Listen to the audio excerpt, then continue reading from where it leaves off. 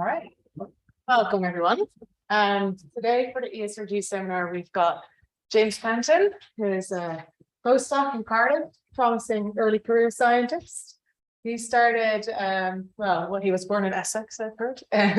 So he was in school there, and then he went to his undergrad combination with his master's, so MSci, if I say that correctly, in Southampton, where he studied geophysics, and then went to Cardiff for his PhD, which he did in mantle geodynamics, specifically looking at reconciling geochemical observations in geodynamic models.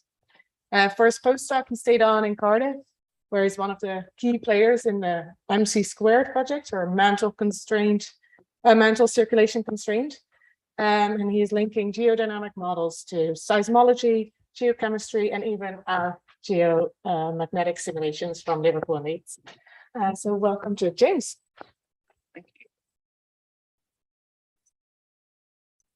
Yes.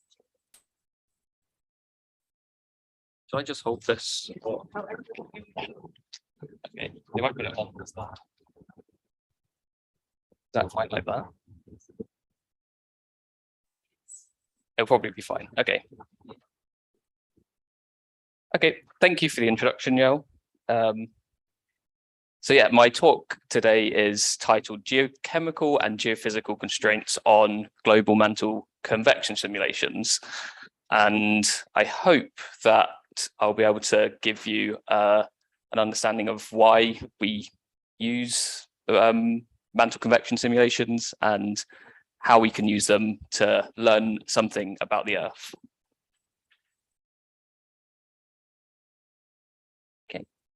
Okay, so a little outline of what today's talk's going to look like. So I'm going to first just tell you a bit about why we do numerical modeling, and then do a quick whistle-stop tour of some fundamentals of geodynamic modeling. And then we're going to look at some constraints that specifically my work's been focusing on. So a geochemical constraint, what that being the mantle lead pseudoisochron, and I'll explain what that is. And so seismological constraints, specifically deep mantle seismic structures, and I'll explain what they are as well. Okay, so why numerical modeling? Well, humans have observed the Earth to learn about it for a millennia, really, and even everyone's favorite philosopher, Greek philosopher Aristotle, he would observe the Earth and realize that over long periods of time, the landscape would change over periods of time longer than a human life. And then our old friend James Hutton, through observation of the dipping relations of strata, he gave us didn't give us, but showed the now famous unconformity, which gives evidence for a dynamic Earth. And then even today, we have indigenous peoples who observe their surroundings and can learn from their observations, and can even teach scientists something about the effects of climate change.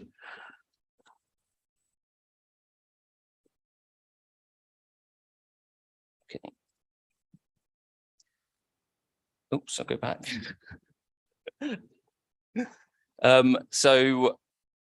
But today we still have we have modern tools for observing the Earth, and they allow us to look at the Earth through a variety of lenses. So modern techniques in isotope geochemistry, in seismology, and in geomagnetics all help us to build up a ever increasing rich image of the deep and shallow processes which affect our Earth. But a lot of our modern observations are indirect, and they're restricted to a very narrow time window. And so we end up with large large spatial and temporal gaps in our knowledge, which we need filling in. And so we develop conceptual models, which help to explain and link our observations. But geodynamic models can be used as a bridge between temporal and spatial, well, to bridge the temporal and spatial gaps. And as we can use them as a means to test our conceptual models and also to explore parameter spaces which are not tightly constrained. Okay, so we'll have a quick look at some fundamentals of geodynamics now. So hopefully give you some background on numerical modeling. So broadly, there's, well, we can categorize mantle convection simulations in many ways, but broadly, we can categorize them in two classes. Well, this is just one broad categorization, I guess, but the first would be a convection model, and that's one that has a free slip boundary condition at the surface, which means there's zero radial velocity. And these types of simulations, they can go for, well, you can, because of the nature of them, you can allow them to run for as long as you want, really, actually. And in this image here, you can kind of see some of the features that develop. So you might get some of these, they can be dynamic or fairly stable hot upwelling regions akin to plumes, and you get a network of interconnected, cool, linear downwelling regions, which are similar to subduction zones. Okay, and here's another perspective on a mantle convection simulation. So the other class of model would be a mantle circulation model. And the difference here is that instead of a free slip boundary condition at the surface, we'll have imposed plate velocities. And these imposed plate velocities come from plate motion reconstructions, and the longest of which is this one here in this video, which goes back 1 gigayear. So the beauty of having these plate motion reconstructions is that we now have a geodynamic model which is geographically referenced to the Earth. So that opens up the possibility of studying questions related not just to mantle processes in general, but mantle processes specifically related to our planet. But because of the limited time that these kinematic plate reconstructions have, that also puts a limitation on this class of model. Oh, and so in these types of models, in the circulation ones, we get these linear hot ridges, and then we also get where the velocities are converging. So where the velocities are diverging, I guess, you get the linear hot ridges. When the velocities are converging, you get linear cool downwelling regions, or similar to subduction zones. And hopefully you can see that in these images. We've got South America here. And you do also get plumes as well. But in either case, if it's a convection or circulation calculation, it's buoyancy that drives mantle flow. And there's two principal sources of the buoyancy, that's thermal and chemical. So talking about thermal buoyancy, we have heat sources and heat sinks, and the major heat sink for the Earth will be the surface, and the Earth's surface heat flux is about 45 terawatts. And the two major heat sources are the core. So the core provides estimates range from 2 terawatts to less than 15 terawatts. So we've got a bit of a bit of a poor constraint on that, although depends who you talk to, I guess. And then also we have radiogenic heating. So radiogenic heating principally comes from four isotopes, and that's potassium-40, uranium-235, uranium-238, and thorium-232. And you can see in this figure here how the relative importance of each of those isotopes has changed over time. But radiogenic heating is not homogeneous throughout the mantle. It's where radiogenic isotopes are concentrated, we'll get excess heating. So, for example, in the melting processes, concentrate heat-producing elements into oceanic crust, and oceanic crust will get recycled into the mantle. Okay, so moving on. So that oceanic crust, which is getting recycled into the mantle, that is how chemical buoyancies or chemical heterogeneities can be introduced into the mantle. And that happens via subduction. And seismic tomography has imaged these cool, these cool features, fast features even, which is the blue here, which are subducting plates, and they can have a variety of behaviors in the mantle. But in these two images here, we've got one which is kind of sort of stagnating in the mantle transition zone, and we've got one which is penetrating the mantle transition zone and getting into the lower mantle.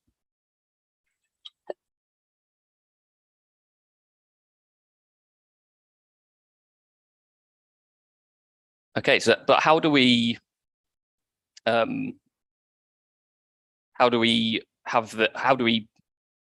put all of this? How do we put these buoyancies into our geodynamic models? So the thermal and chemical buoyancies.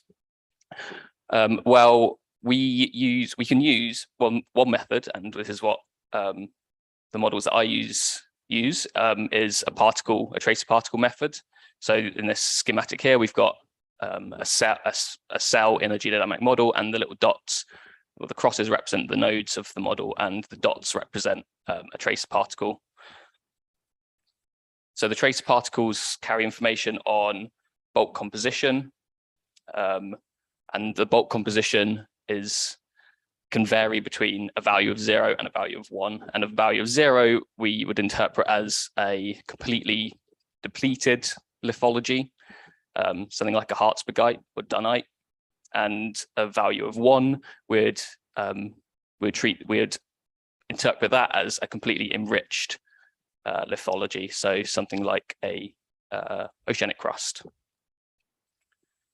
The tracer particles can also carry information on isotopes. So we track on our particles the heat-producing elements and also all of their daughter isotopes, and then also some other stable isotopes which are used to calculate isotope ratios. So in these models, we have a heating regime, and that's controlled by a solidus. So here's a simple linear solidus, which is also affected by the bulk composition of a particle and also the water content of a particle. So if a particle crosses the solidus, it can be deemed to melt. And if it melts, then chemical information is transferred from that particle to particles in a cell directly above it. And that's how we transfer information during melting. So this process leaves you with a layer of depleted material overlain by a layer of enriched material. And in this figure here, you can't see because I've cut off the surface. But if I hadn't cut off the surface, the top here would be green, because the green is the enriched C=1 material. And then underneath it, you can see this purple, which is the depleted material. And then because we're looking at a kind of section through some of South America here, this green is actually the enriched oceanic crustal material, which is getting subducted. Oops. Okay, so now I'm going to go on and talk about some constraints. So So the coupled uranium, thorium, lead isotope system is, it can provide information on crustal recycling and mantle stirring. And that's because we have 3 different isotopes here: uranium-238, uranium-235, and thorium-232, which all decay into different lead isotopes, but with varying half-lives. So anything that affects the fractionation of uranium and lead, thorium and lead, uranium and thorium could be traced through observation of lead isotope ratios. So this is some data from mid-ocean ridge basalts, morbs, and ocean island basalts, OIBs. So we've got lead 207 over 204 against lead 206, 204 on the left-hand plot here, and lead 208, 204 against lead 206, 204 on the right-hand plot here.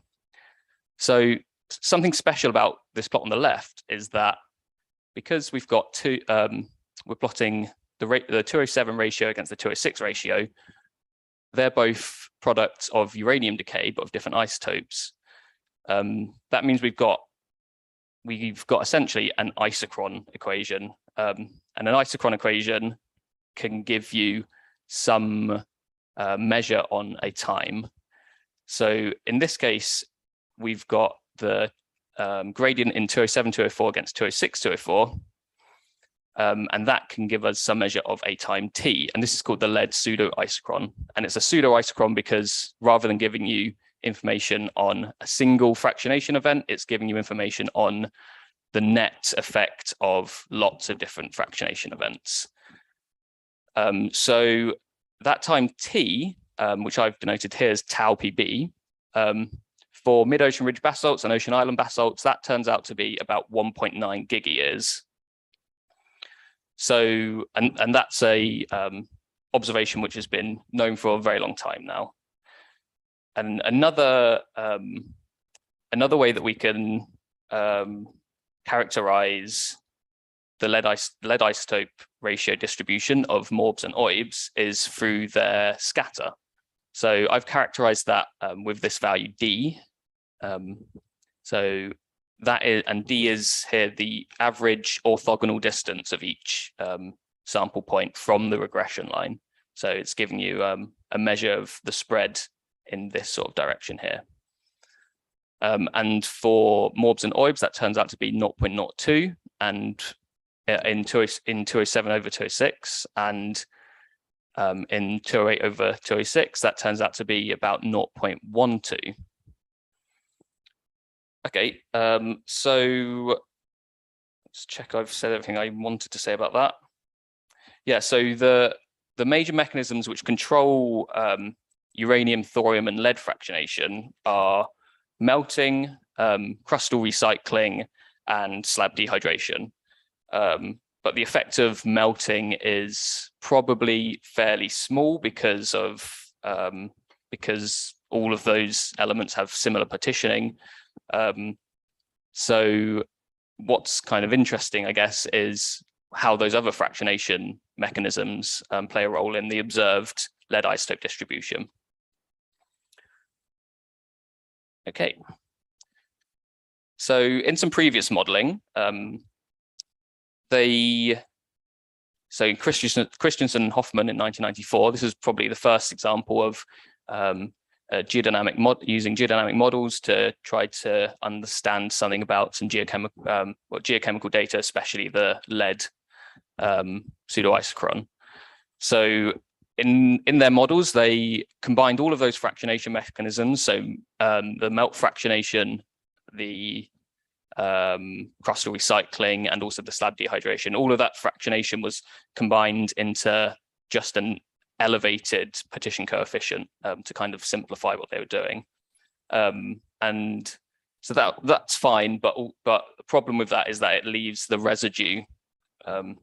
So I guess here the white is their oceanic crust and the black is their residue, and it leaves the residue with highly enriched in lead. But they found that if they had long-term deep storage of the recycled oceanic crust, which has a high uranium over lead ratio, then they could reproduce the gradient of the lead pseudoisochron, but they couldn't reproduce the spread of the data. So yeah, the observation here is the line, and they can't manage to reproduce the full extent of that. Later on, geontactically, they recognized that a change in behavior that changes the recycled uranium over lead ratio at some point in time was important, and they linked this to this is linked to the Great Oxygenation Event. And at the Great Oxygenation Event, you have a change in atmospheric oxidation, and that allows uranium 4+ to be oxidized to uranium 6+, and that makes it fluid mobile. So uranium on the continents could be washed into the sea, and from there it can be incorporated into oceanic crust through hydrothermal mechanisms and subducted into the mantle. So they, in Geontactically 2004, they had a change in the behavior of uranium and lead at 2.5 gig years, so sort of around the time of the Great Oxygenation Event. And they found that they could, using this, they could also reproduce the lead pseudoisochron age, but again, they couldn't reproduce the scatter.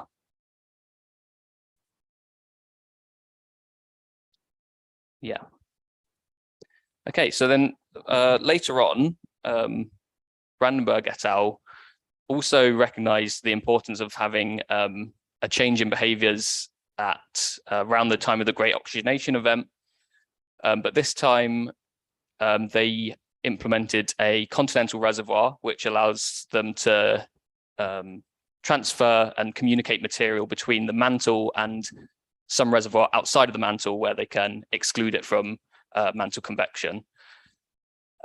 So this is I guess I don't know what the word is here, but they can do this because lead is during subduction, lead is lost at shallower depths than uranium from the slab.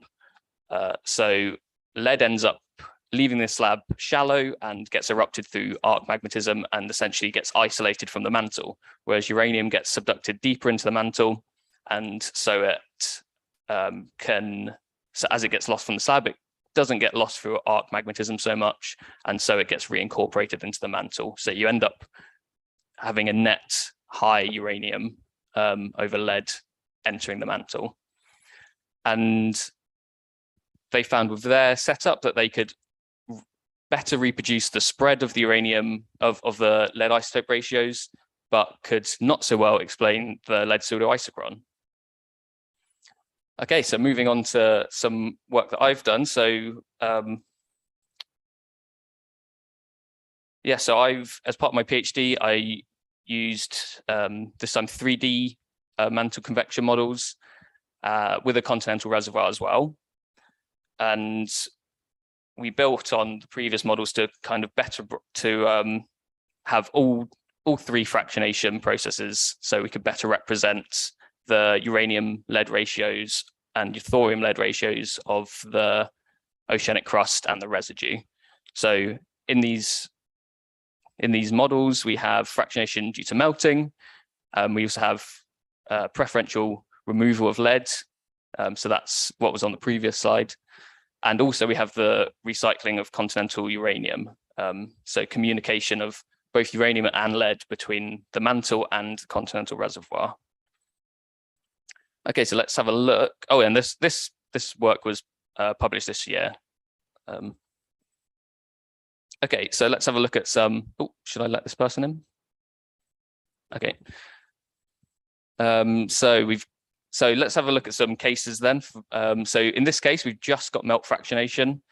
And in the case of just melt fractionation, as in previous studies, the pseudoisochron age is large, 2.5 gig years, as opposed to the 1.9 gig years of the observations. And the spread in the data is very low, an order of magnitude too low, really. And again, in 208, 206, we've also got a spread which is quite low. In fact, very low. Okay, so what if we just have lead, preferential lead extraction from the mantle? So in this case, we've actually got pretty good match to the spread of the lead isotope ratios that are measured. These are measured in melts, by the way, from the model. But the lead pseudoisochron is still too large. It's 2.2 gigayears as opposed to the 1.9 gigayears of the observations. If we just have uranium recycling and melt fractionation, then the lead pseudoisochron has dropped significantly, and it's 1.8 gigayears in this case, but we can't match the spread of the data. And in 208 against 206, the distribution is actually completely wrong. This is what we would expect along this grey line here, and it's very wrong. So what if we combine all three: melt fractionation, recycling of uranium, and preferential extraction of lead? Oops, I'm pressing the wrong buttons again. So in this case, we actually get a good match to the lead pseudoisochron age, and a good match in the gradient in 208, 206, and also a fairly good match, at least right order of magnitude, of the scatter in both 207, 206 and 208, 206. So this implies that all three processes, melt fractionation, uranium recycling, and lead extraction, have an important role to play in the observed distribution of lead isotope ratios. And also that deep long-term storage of recycled oceanic crust with a high uranium lead ratio is not required to reproduce the observed lead isotope distribution, but it's also not ruled out. Okay, so now we're going to move on to some seismological constraints. Oops, I haven't clicked on the right one.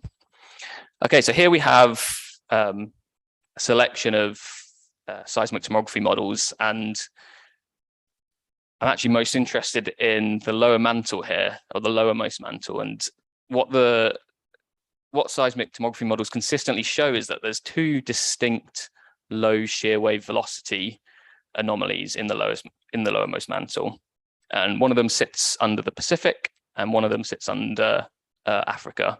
And these are termed the large low shear velocity provinces. And these show up spectrally as having high power in spherical harmonic degrees 2 and 3. So these anomalies, they could be thermal or they could be thermochemical. So I'm going to assume for this that they're thermochemical, and I think it's probably fair to say that that's largely what the community would agree on. But in the thermochemical class, there's two end members of what the chemical component could be. So it could be recycled oceanic crust, or it could be a more iron-rich primordial composition. So if it was the recycled oceanic crust end member, then we'd expect that to be continually, it would have been created gradually, I guess, over the course of billions of years with subduction taking place. In the other end member case, if it was made up of iron-rich primordial material, then you might expect that it'd be expected that this material has existed in the mantle for a very long time anyway. It might have precipitated out of a magma ocean. And so that material wouldn't be created, so it wouldn't be added to over the course of time. Okay, so there's been a lot of studies that focus on the viability of an iron-rich primordial layer being what composes the chemical part of the thermochemical piles. And this is an example here from Citron et al. 2020, and they were specifically looking at having a iron-rich primordial layer with high internal heating rates within it, and seeing if they could, if they would develop piles, and if the piles would remain stable for long enough to still be with us today. But there's been few cases, or less at least studies testing the plausibility of recycled oceanic crust constituting the chemical component of these piles. And that's especially the case in 3D geometry.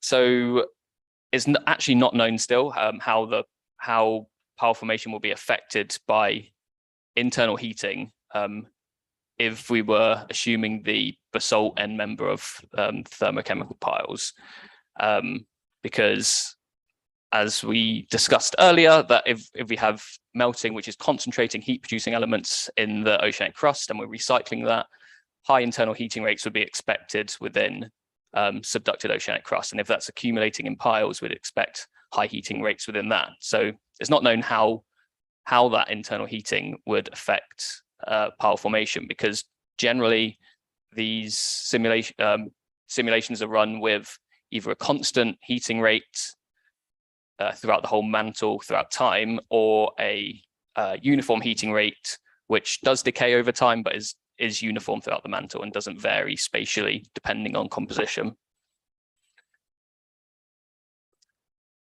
So yeah, with that in mind, it would be interesting to know whether oceanic crust could plausibly constitute those thermochemical piles. So we've got some more constraints here from mineral physics. So high pressure experiments on morb composition material. And these experiments have yielded a range of plausible densities for morb in the lower mantle, ranging from 0.5% excess density compared to an ambient mantle composition, up to about 4% excess density compared to an ambient mantle composition. So there's kind of, and some studies are bringing that, some more recent studies are bringing that tighter to maybe around less than 2% excess density, but there's still experiments being done that are giving higher and lower values. So from previous modeling, especially using the primordial end member case, we know that the stability of piles at the base of mantle convection models is mostly reliant, it mostly depends on the buoyancy number. And the buoyancy number is essentially the ratio between chemical buoyancy to thermal buoyancy.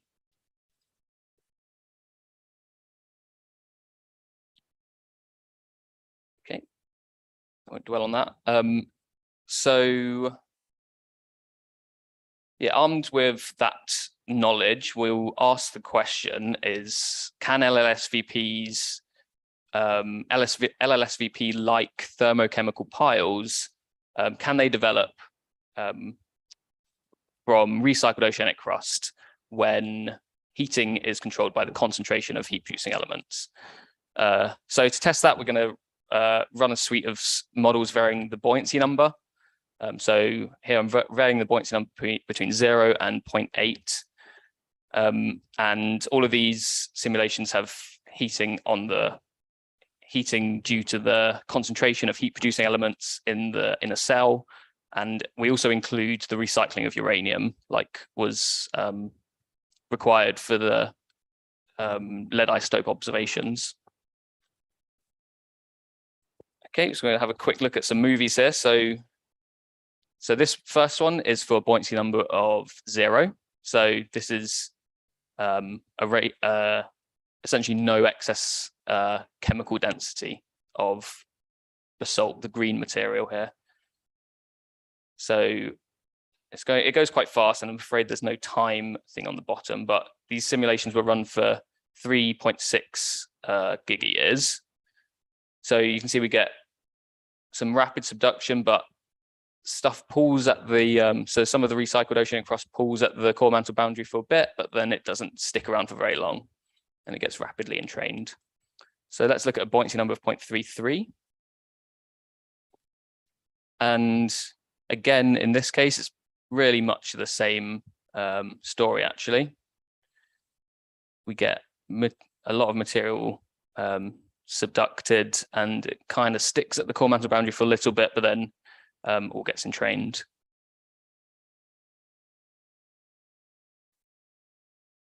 Okay, so this one's for a buoyancy number of 0.66 now.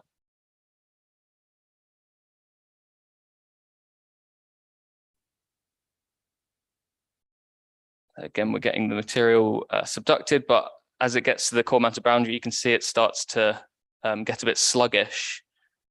You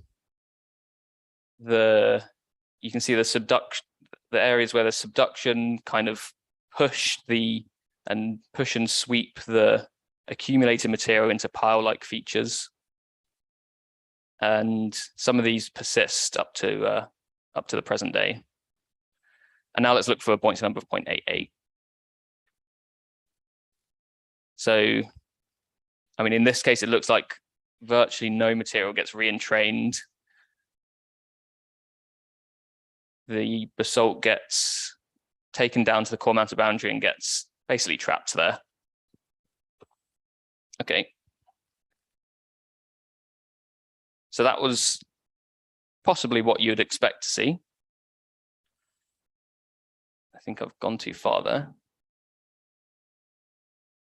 And this is also probably something that you'd expect to see. So here I'm showing the fraction of the core mantle boundary. So this is the radial layer above the core mantle boundary, and how many the percentage of particles that are basaltic in composition here. And as you might expect, for a higher buoyancy number, we're getting a higher fraction of basaltic particles in the lower mantle. So we'd probably expect that. But something that's interesting is that between buoyancy numbers of 0.55, 0.66, and 0.88, there's a very marked change in the present day core mantle boundary coverage.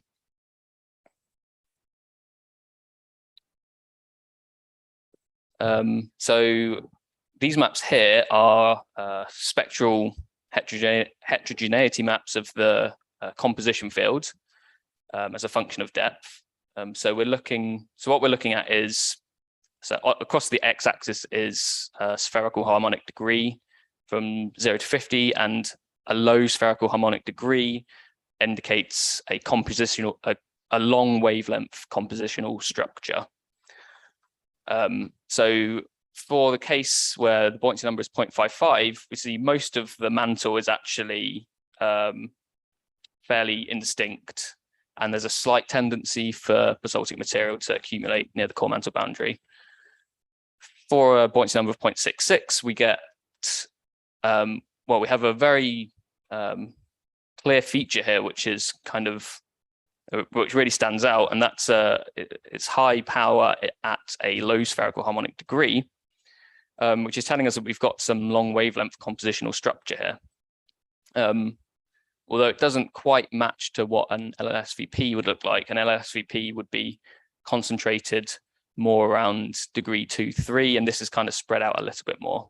And for a buoyancy number of 0.88, it actually looks quite similar to the case with a buoyancy number of 0.66, but what's hidden here is that I haven't plotted the degree 0. And if I had plotted the degree 0, that would very much dominate everything here, and you probably actually wouldn't be able to see any structure anywhere else, which is why I've omitted it. But that's because we've got basically a whole layer of basalt encapsulating the core mantle boundary region. Okay. Oops. Okay, so we can also have a look at to better understand the history of the piles, we can have a look at the melting age of the oceanic crustal material in the lowermost mantle. So for a buoyancy number of 0.55 here, we can see that almost all of the oceanic crustal material is young. So what I'm showing, so here 3.6 gig years is the end of the calculation. This one here is near the start of the calculation. And a young melting age means recently melted. An old melting age means melted a long time ago. So in the buoyancy number of 0.55 case, we've got most of the material being of a young melting age. So this tells us that ancient material, but if we go just a bit further back, we actually have a high proportion of sort of more old material that's still knocking about. So it's telling us that between these two gaps, there's been removal of this ancient material, and that we could interpret that as meaning that that ancient material has been slowly removed over the course of the calculation. For buoyancy number of 0.66, we've also got this ancient material existing at present day, and the kind of bimodal distribution of this, I think that's what it's telling us, is that we've got this ancient material that's been then trapped at the core mantle boundary for a bit, and it's been sort of protected from entrainment by incoming younger material. And so we've got, if we have this constant replenishment of basalt from subduction, then we can kind of protect some of this more ancient recycled oceanic crust. And that's exaggerated here in the case of the buoyancy number of 0.88. And that's because in this case, because the buoyancy number is so high, it takes the compositionally distinct material would have to heat up a lot in order to overcome its chemical density. And so it's just stuck around at the core mantle boundary for a long period of time.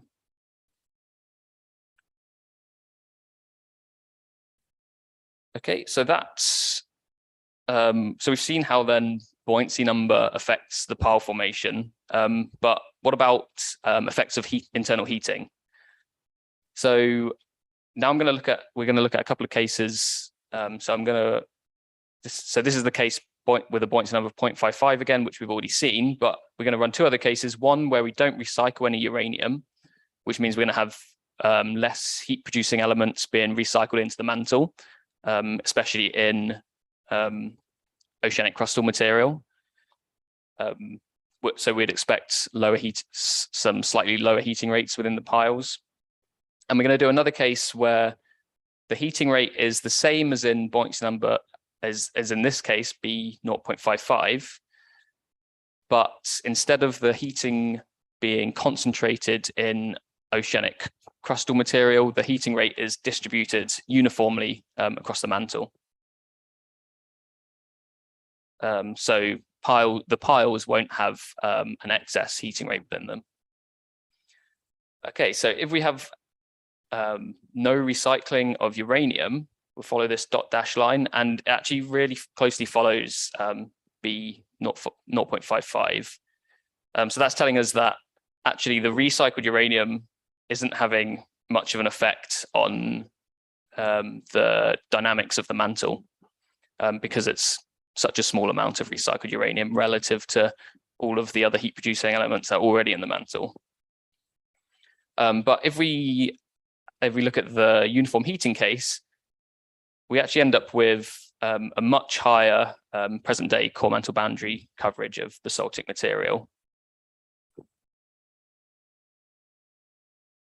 So again, we'll look at these spectral heterogeneity maps, and the case with no uranium recycling looks very similar to the case B 0.55. I think that's what we expected from looking at the previous figure as well. But the case with uniform heating rates, the spectral heterogeneity map actually looks more similar to the case with a higher buoyancy number. So it's telling us that the piles have persisted for a longer period of time. And again, if we look at the histograms of the melting age in the in the piles. For the uniform heating case, again, we've got this sort of bimodal distribution where we've got some ancient material which has managed to exist for, well, some of it for 3 billion years, which is similar to the case of a buoyancy number of 0.66. So that's telling us that the heating, having a heterogeneous heating rate in our numerical models is important for capturing the dynamics of, well, is important for capturing the, the dynamics of pile formation. So we can also look at how, well, we can convert our mantle convection models from the temperature and pressure and bulk composition, which has an assumed lithology, and we can convert from that into a seismic velocity and make predictions for seismic velocity. So then we can kind of compare some of the properties of our models against properties of mantle tomography models. So that's what I've done here for the case with a buoyancy number of 0.66. And we can see in the so this is at a depth of 2,845 kilometers. And so at the base of the piles, we've got some seismically slow regions, but it actually gets, the magnitude of the velocity difference actually gets greater higher into the piles. And that's something that's not observed in the mantle, in the seismic tomography. But these piles here, they correspond to a density difference of about 2.1%, which is within the bounds of what we saw in the mineral physics predictions for Morb's density in the lower mantle. So that's telling us that recycled oceanic crust can't be discounted as the thermochemical, as the chemical component of the thermochemical piles. But these are convection simulations and they're geographically unrelated to LLSVPs. So I'm going to quickly go and show you some circulation models which are have the plate velocity reconstructions, and so they're geographically related to the Earth. So in this case here, we can see we've got some of the basaltic material which is preferentially accumulating under the Pacific, actually.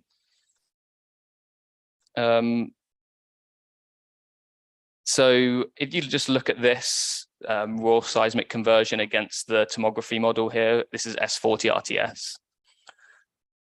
RTS. You probably struggle to pick out two low velocity provinces unless you squint really hard. But what we can do is we can filter for the sparse data, which is used to construct the tomography models. And we can filter for that in our mantle circulation models. So this is a filtered, seismically filtered one model of the image on the left, and it's starting to better bring out two slow velocity anomalies. The magnitude of the velocity anomalies is in some places similar to what's expected of the LLSVPs, although in our circulation models here, the what might be the LLSVPs are quite a lot broader. And actually the correlation against S40 RTS is, while it's good at the surface and generally at low spherical harmonic degrees, the correlation drops off quite rapidly with depth and spherical harmonic degree. And this could be because of maybe viscosity structure of our models, so we get different slab sinking rates. Could be due to other things as well. So how does this compare against the possibility of a dense primordial layer? So in this bottom figure here, this is a simulation that was run with a dense primordial layer, and then also converted for so an iron-rich primordial layer as well, I should say, and also converted for seismic velocity. And again, we've got two regions, but they're also very broad. So, and also the velocity anomalies here are much slower than what would be expected for the LLSVPs. And this is just a figure that I thought I'd also include. If we assumed instead, rather than this composition being an iron-rich primordial material, if we assumed it was basalt and converted it, then it would actually look similar to our case where we've had recycling of oceanic crust. And actually they're very similar, and it would be very hard to pick these two apart, I think. So I guess that's showing another hurdle that we've come across, is that we can't yet fully pick out with mantle circulation models what these thermochemical parts are made out of, and testing different possible compositions is probably the next step. Okay, so summary. I hope that we've seen that geodynamic models can effectively be used to test conceptual models and gain a better understanding of the Earth system. And we've seen that the mantle-led isotope array is best matched when we have melt fractionation, recycling of continentally derived uranium, and also preferential removal of lead from subducted slabs. And we've also seen that long-term segregation of recycled oceanic crust is not required to explain the lead isotope observations, but it's also not been ruled out. The accumulations of recycled oceanic crust with an excess density of 2.1% can be sustained at the core mantle boundary due to replenishment, which protects the ancient material, and also internal heating due to high concentrations of heat-producing elements will cause those piles to destabilize more readily than if we have a constant heating rate throughout the mantle. Okay, so yeah, that's it. I welcome questions.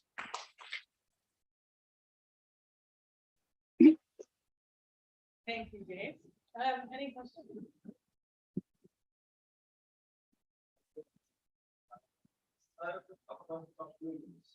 Okay. I think the simulation without the internal files, they seem to be pretty non-linear. In these cases, oh wait, I'm looking at the wrong. Yes, so the question was about plumes, and it was where the plume so are the plumes stable, I think. Yeah, so here you go. So these ones, when you show the animation, we kind of got the stuff which is like, Yes. not the 33. So one of these ones. Yeah, so I guess at the beginning the plumes are more dynamic, and then when you get these. So are they happening where the dense material is not? No, they're happening on top of the dense material. Yeah. So that's, and I guess that's because this dense material is also the hot material. Well, initially it's the cold material, but then because it stays down there so long, it heats up due to high internal heating rates and from conduction from the core. And so it ends up being the hot material. So these convection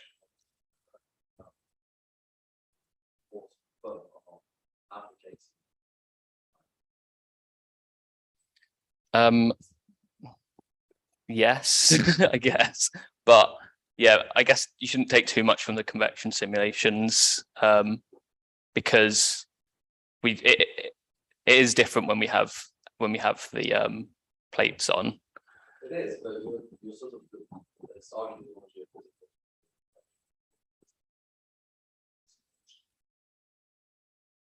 Rather than being forced. Yeah. Yes, this is also true. Yes. Yep.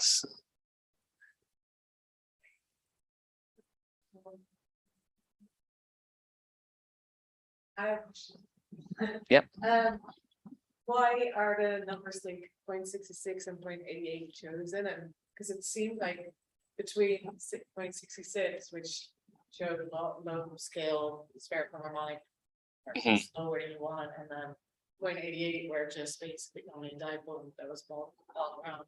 Is there a way to go in between? I guess, yeah, I could go in between. Initially, I just chose the values because I was just trying to choose a broad range. And it kind of, well, which way am I going?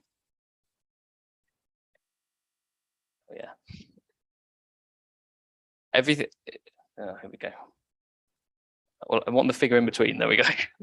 So yeah, it's kind, well, it was all kind of happening in a, so up to maybe apart from this case, with these four cases, the changes that are happening, and you can kind of see it here, that the changes are fairly linear with buoyancy number. But then by the end, the change isn't linear anymore. The numbers that are chosen just happen to be because that's why I chose it initially. And I haven't picked any, I haven't tried anything in between just because I think I could probably know what, you can probably guess what it'd be like, but actually I've just had some reviews back that have asked me that exact thing. So they would like to know what's happening in between as well. I think maybe because of that other figure where you show the sort of harmonic degree, No, wrong one again.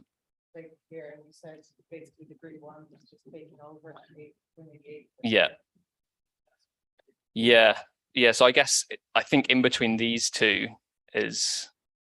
there'll be something interesting happening, and then yeah, also in between these two there will also be some more to be seen. So I think it is something that I will be doing very imminently.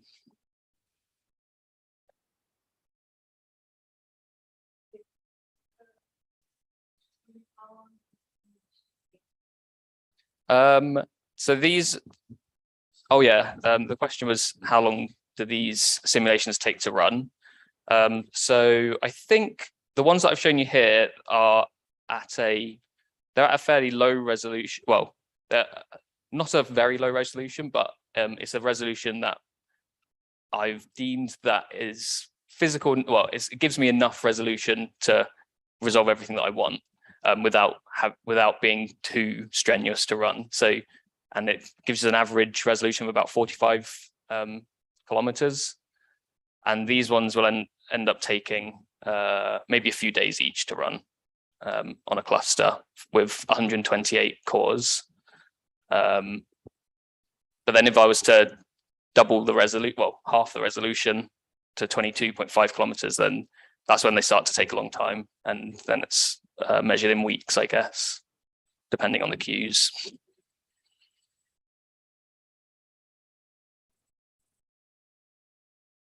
Yeah, so I have a question, kind of related to what Andy was talking about. So there's this discussion about these LSVPs that you see coming out of your convection models existing to the present day. Actually, how long do they have to stick around to persist that one? Like how much do you have to build them up? Can you have, subduction and you have them there and they don't have to be stable, they sort of can move around, or do they have to be fairly stable to have them at all? So the question was about LSVPs and whether they have to be stable or whether they can be mobile. And I guess that's people are running simulations specifically to look into this, whether LSVPs are required to be stable or dynamic. In the case of what I've shown with recycled oceanic crust kind of accumulating near the core mantle boundary and getting pushed into these two piles, the LSVPs end up being pretty dynamic features, and there might not even have to be two all the time. There could be one and it splits, and it depends on the subduction girdles of your plate reconstruction model, essentially. So like Andy was saying, you do have to be careful before 300 million years, but for the plate reconstructions that I use, at some point in time, you get all the subduction girdles pushing all the material into one pole, essentially. And so you end up with one LSVP. and then that can split. And is that buoyancy number, or is the buoyancy You don't need, well, so if you had no buoyance, a buoyancy number of 0, then you'd be probably, well, I guess you wouldn't be assuming that they're thermal piles, but the piles that are generated would probably end up being cooler. So they might not be so slow, because you would have less of the compositionally distinct material in them. Yeah, and from what I find, it's the compositionally distinct material is what well, it does add to the high temperatures under the LSVPs. That will be a time for. Thank you again, James. Okay, thank you.